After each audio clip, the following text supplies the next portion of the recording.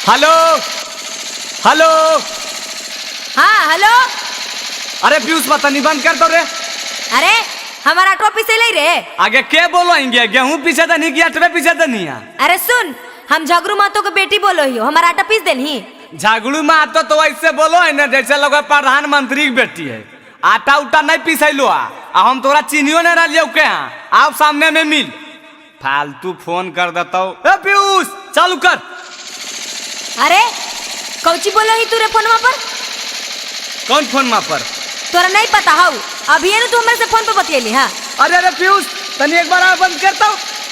अच्छा तो ही अनी गे जकर झगड़ू मातो के बेटिया बोल रही हो। हाँ रे हाँ, तू नहीं चिन्हो ही? अच्छा तो गोसा ही कायल की बात हो?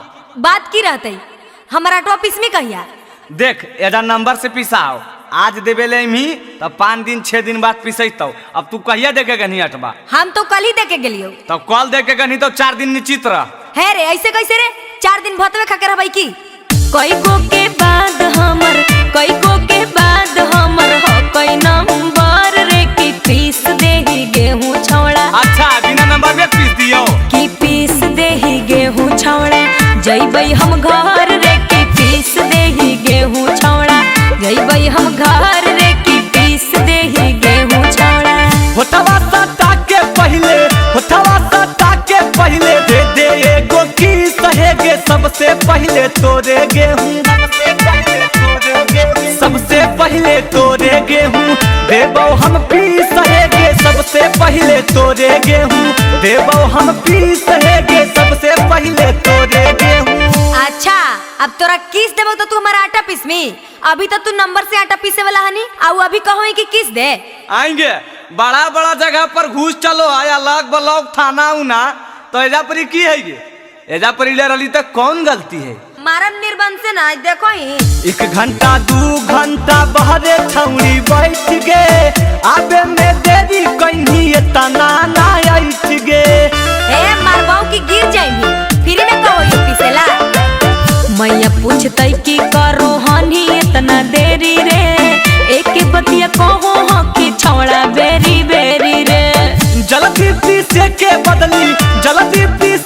बदली लगता छौड़ी फीस सहेगे सबसे पहले तोरे गेहूं।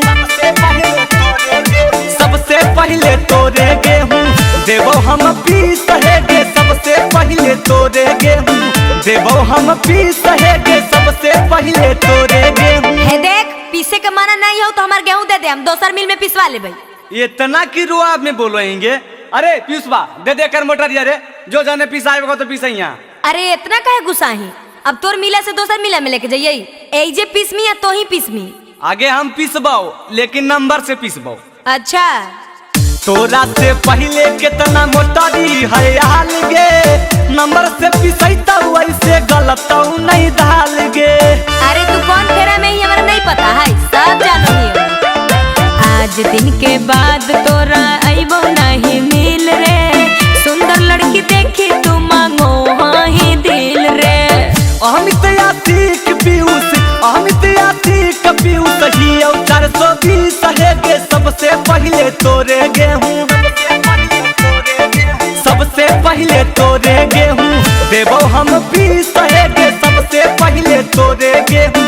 देवो हम पीस सहेगे सबसे पहले तोरे गेहूं। अच्छा ठीक हो, एगो चुमुआ ले 8 जल्दी पीस दे। 3 दिन से भाते खा रही है।